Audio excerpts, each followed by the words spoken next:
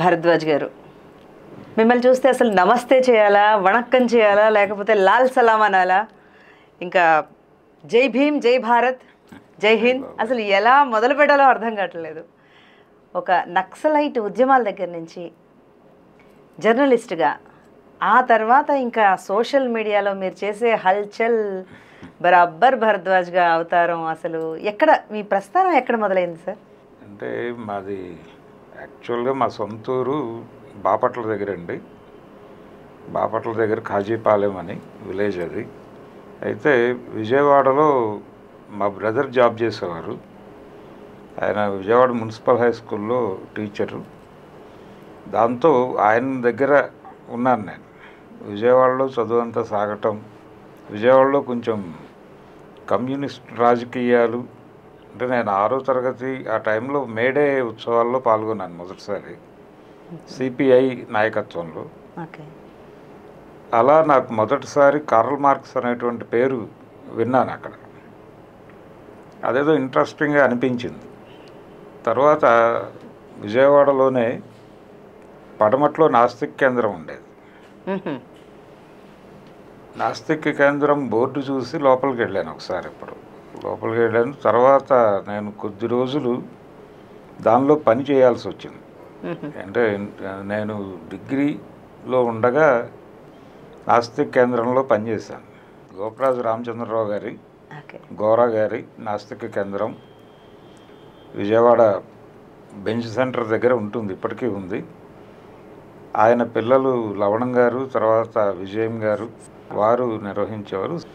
అయితే ఆయన అల్లుడు జొన్నలగడ్డ రామలింగయ్య పంతులు గారని, ఆయన కమ్యూనిస్ట్ పార్టీ ఆంధ్రప్రదేశ్లో ఏర్పాటు చేసిన వాళ్ళల్లో ఆయన కూడా ఒకరు, గౌరా గారు అల్లుడు. ఆయన తన అనుభవాలని నాస్తిక యుగం పత్రికలో రాశాడు. రాస్తే కమ్యూనిస్ట్ పార్టీ చరిత్ర రాయాలి అనే ఉద్దేశంతో ఉన్న కేవీ రమణారెడ్డి గారు, ఆ రోజుల్లో ఇవి లేవు, జిరాక్సులు లేవు, లేకపోయేసరికి ఆయన నన్ను తీసుకెళ్ళి నాస్తిక్ కేంద్రంలో జాయిన్ చేశాడు. వాళ్ళకి లైబ్రరీ సెట్ చేయడానికి ఒక కుర్రాడు కావాలి. వాళ్ళకి ఆ పని చేసి పెడుతూ ఈ నాస్తిక యుగంలో వచ్చినటువంటి రామలింగయ్య పంతులు గారి అనుభవాలన్నీ నోట్స్లో రాసుకోవాలి. ఇది కార్యక్రమం. వాళ్ళు పొద్దున్నే టిఫిన్ పెట్టేవాళ్ళు, మధ్యాహ్నం భోజనం పెట్టేవాళ్ళు, ఉచితం జీతం ఇచ్చేవాళ్ళు, 120 రూపాయలు ఆ రోజుల్లో. ఇది 79, 80 ఆ ప్రాంతాల్లో. అలా నాస్తిక కేంద్రంతో నాకు ఒక అనుబంధం ఉంది. రెగ్యులర్గా నేను తర్వాత కూడా వెళ్ళేవాడిని వాళ్ళ దగ్గరికి. విజయం గారు చాలా బాగా మాట్లాడేవాడు. ఈ మధ్య చనిపోయారు ఆయన. వాళ్ళు అంటే నక్సలైట్లని జనజీవనంలోకి తీసుకురావాలి, అలాగే స్టువర్ట్పురం దొంగలని జనజీవనంలోకి తీసుకురావాలి, ఇలాంటి చాలా కార్యక్రమాలు నడిచేవి అక్కడ ఈ నాస్తిక దీంతో పాటు. నాకు కొంచెం అంటే నాకు ఇప్పటికీ ఒక అభిప్రాయం ఉంది. ఇక్కడ ఆంధ్రప్రదేశ్లో నక్సలైట్ పార్టీలు, పర్టికులర్గా పీపుల్స్ వార్ రైజ్ మొదలు కావడానికి ముందు నాస్తిక హేతువాద ఉద్యమాలు చాలా బలంగా యువతను ప్రభావితం చేశాయి. కానీ పీపుల్స్ వార్ కొంచెం రైజ్ మొదలైన తర్వాత ఇవన్నీ తగ్గుముఖం పట్టాయి. మొత్తం అందరూ అటువైపు టర్న్ అవ్వటం జరిగింది. అంటే పీపుల్స్ వార్ అనే కాదు, నక్సల్ పార్టీల వైపు యూత్ కొంత అట్రాక్ట్ అవ్వటం అనేది జరిగింది ఆ టైంలో. ఇది నేను ఒకసారి ఆయన అడిగాను విజయం గారిని, ఇలా ఎప్పుడైనా ఫీల్ అయ్యారా మీరు అని. నేనేం ఫీల్ కాలేదు, జనాలకి ఏది నచ్చితే అటు వెళ్ళిపోతారు కదా, మన చేతుల్లో ఏముంది అన్నాడు ఆయన. అదొక ఇజం, అదొక ధోరణిలో. అలా ఆ టైంలో జనాలకి వేరే ఆప్షన్ ఉండేది కాదండి.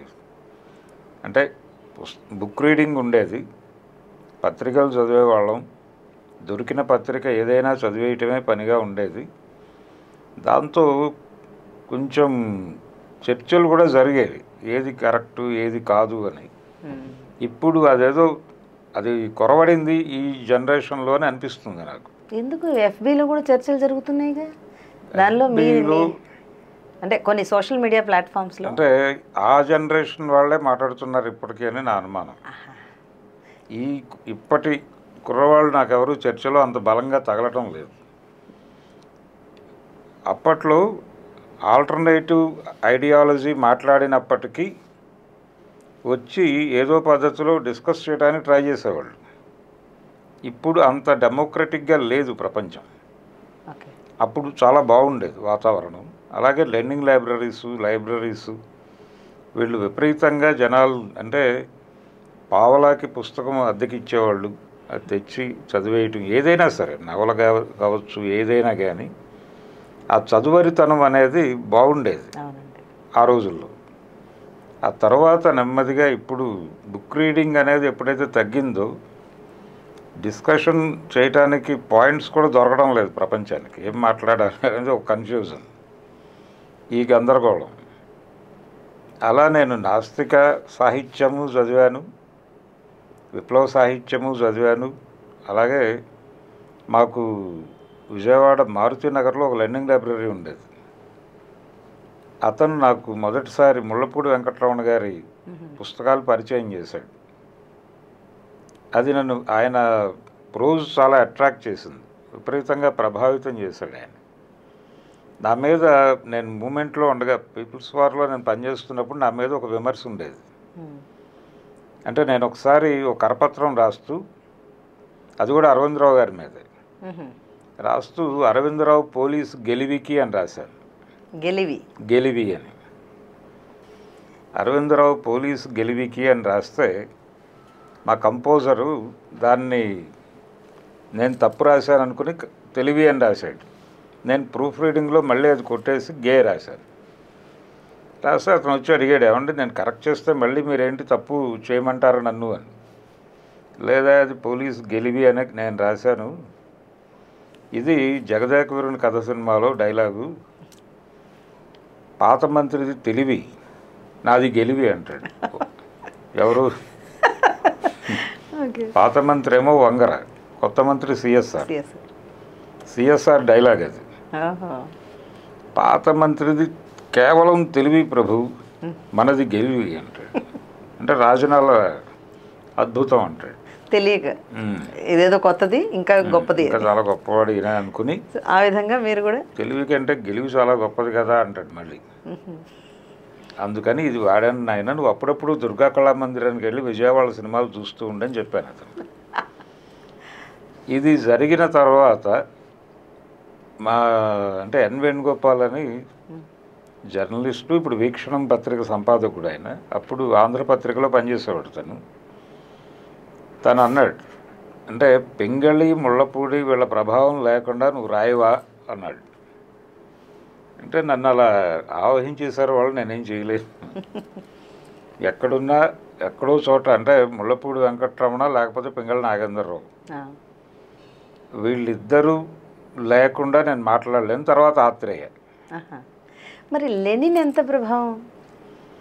లెనిన్, కార్ల్ మార్క్స్, మావో వాళ్ళ ముగ్గురు ఒక ప్రత్యేకమైనటువంటి శ్రేణికి చెందిన వాళ్ళండి. అంటే వాళ్ళు మావో ప్రజా సాహిత్యం అని చెప్పి ఒక బుక్ రాశాడు ఆయన, ఒక వ్యాసం. అందులో చాలా స్పష్టంగా ఒక విషయం రాస్తాడు ఆయన, మీ ప్రాంతంలో ఏదైతే ప్రాచుర్యంలో ఉన్నటువంటి వాంగ్మయం ఉందో, అంటే మైథాలజీ అనే ఆయన ఉద్దేశం, మైథాలజీని నిర్లక్ష్యం చేయకండి, దాన్ని క్షుణ్ణంగా చదవండి, డీకోడ్ చేయండి. అందులో చాలా నర్మగర్భంగా చాలా విషయాలు చెప్తారు. చాలా దేశాలకి ఏన్షియంట్ హిస్టరీ రాయసి ఉండదు, కానీ ఈ పురాణాలని మనం హిస్టరీ అనుకోకూడదు. అయినప్పటికీ దానిలో హిస్టరీ దొరుకుతుంది, దాన్ని మీరు డీకోడ్ చేసుకోవటంలో ఉంటుంది. మీరు ఎప్పుడైతే అపహాస్యం చేస్తారో మీరు దాని మీద గౌరవం పోతుంది, మీకు అది అర్థం కాదు. అందుకని ముందు మీ ప్రాంతంలో ఉన్నటువంటి వాంగ్మయం, సాంప్రదాయ వాంగ్మయాన్ని గౌరవించటం నేర్చుకోండి అని రాస్తాడు ఆయన. అది నన్ను విపరీతంగా అట్రాక్ట్ చేసింది. దాదాపు ఇదే అభిప్రాయం లెనిన్ వ్యక్తం చేస్తాడు. విచిత్రంగా భారతదేశంలో ఉన్న కమ్యూనిస్టులు ఇక్కడ ఉన్నటువంటి రామాయణాన్ని, భారతాన్ని ఎక్కువ రెడిక్యూల్ చేయటం కోసం ఎక్కువ సమయం కేటాయించారు. అంటే రామాయణ విషవృక్షం లాంటివి రాసి రంగనాయకమ్మ గారు ఆవిడ సమయం వృధా చేసుకోవటం మాత్రమే కాకుండా చదువరుల సమయాన్ని కూడా ఆవిడ వృధా చేశారు. అంటే ఇదే పరిస్థితి ఒకసారి ఎన్టీ రామారావు గారు కమలాకర్ కామేశ్వరరావు గారిని పరామర్శించడానికి వెళ్ళాడు. వాళ్ళ పెద్ద అబ్బాయి దగ్గర ఉన్నాడు ఆయన. ఆయన బ్యాంక్ ఎంప్లాయీ పెద్ద అబ్బాయి. వెళ్ళి కామేశ్వరరావు గారు మీరు నేను పోయాక తెలుగులో ఎవరన్నా పౌరాణిక సినిమాలు తీస్తారా అని అడిగారు ఆయన రామారావు. ఇది ఆంధ్రప్రభలో రిపోర్ట్ అయినటువంటి స్టోరీ. అడిగితే కామేశ్వరరావు గారు చాలా సీరియస్గా నీ తరహా పౌరాణికాలా నా తరహా పౌరాణికాలా అన్నాడు. రామారావు గారు అంటే అన్నాడు, అంటే నువ్వు ఒక ధోరణిలో తీస్తావు కదా బాబు, ఆ ధోరణిలో తీసేటువంటి సినిమాలు ఉండవని అంటున్నావా? లేదు నేనేదో టెక్స్ట్ని ఫాలో అవుతాను, ఆ తరహా పౌరాణికాలు ఉండవని అంటున్నావా అన్నాడట. అప్పుడు రామారావు నాకు అర్థమైంది మీరు ఎందుకు ఆ మాట అన్నారు. నేను పౌరాణిక విమర్శ చేస్తానేమో నా సినిమాల్లో, కానీ అపహాస్యం చేయను. అపహాస్యం చేయడం తప్పు అనేది కూడా నా అభిప్రాయమే. పౌరాణిక విమర్శ చేసి తీరాలనేది నా అభిప్రాయం. ఆ తర్వాత మీరు ఏమైనా నన్ను తప్పులేదు, కానీ మన ఇద్దరం పోయాక పౌరాణికాలు ఉంటాయంటారా ఉండవంటారా అది నా క్వశ్చన్ అన్నట్టు. అది మనం ఎట్లా చెప్తామే, ఉన్నంతకాలం చూడటమే అని చెప్పి తప్పించుకున్నాడు ఆయన ఆ డిస్కషన్లో. అది మార్క్స్ కూడా అదే చెప్పాడు. మార్క్స్ కూడా మీరు దేన్ని రెడిక్యూల్ చేయొద్దు, చదవండి, డీకోడ్ చేసుకోండి. ఏది ఊరికనే అలా రాసి ఉండదు, దాన్ని పక్కకి పడేయటం లేకపోతే తీసి అవతల పడేయటం ఇలాంటి పనులు చేయొద్దు, దయచేసి చదవండి, అధ్యయనం చేయండి అనేది చెప్పాడు ఆయన కూడా. ఇండియన్ కమ్యూనిస్టులు ఆ పని చేయకపోవడం వలన ఇప్పటికీ భారతీయ సమాజం అర్థం కావడంలో ఒక లోపం జరిగిందేమో అనేది నేను ఫీల్ అవుతాను. అది ఏ కమ్యూనిస్ట్ పార్టీ అయినా కానీ, అది సిపిఐ అయినప్పటికీ సిపిఎం అయినప్పటికీ సిపిఐ ఎంఎల్ పేరుతో ఉన్నటువంటి రకరకాల గ్రూపులు అయినప్పటికీ అందరూ చేసిన పని అదే. తద్వారా ఏంటంటే ఆల్టర్నేటివ్గా ఇప్పుడు అవతల వాళ్ళు ఆర్గ్యూ చేస్తున్నప్పుడు వీళ్ళకి మాట్లాడటానికి స్కోప్ లేకుండా పోయింది. అటువంటి తప్పు జరగకూడదు అనేది నాకు వాళ్ళని చదివిన తర్వాత అర్థమైన విషయం. అందుకని మనం ఏ సమాజంలో ఉన్నాము అని అనుకున్నప్పుడు ఆ సమాజానికి సంబంధించినటువంటి సమస్తమైన ప్రకృతి మనకు అర్థం కావాలి.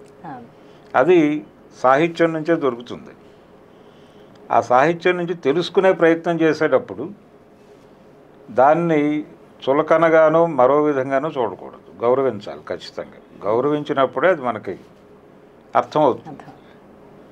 ఇలా ఒక చదవటం అనేది మొదలై అందరినీ, వీళ్ళు వాళ్ళు అని తేడా లేదు, కానీ అందరి ఇన్ఫ్లుయెన్సు వస్తుంది. కాకపోతే ఎక్స్ప్రెషన్ దగ్గర నేను కొంచెం ముళ్ళపూడిని పింగళ నాగేంద్రరావుని ఎక్కువ ఇష్టపడతాను. వాళ్ళ ధోరణిలో నా అభిప్రాయం చెప్పడానికి ఇష్టపడతాను. తర్వాత నాకు బాగా కనెక్ట్ అయిన ఇంకో రైటరు విశ్వనాథ్ సత్యనారాయణ గారు. ఆయన చెప్పే పద్ధతి చాలా బాగుంటుంది.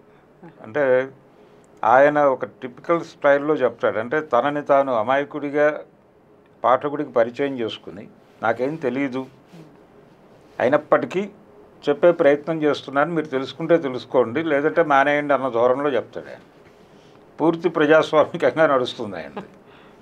ఎక్కడా కూడా ఆడియన్ లేకపోతే చదివేవాడిని బెత్తం పట్టుకుని చెప్తున్నట్టుగా ఉండదు. ఆయన బాధ్యత తీసుకోరు.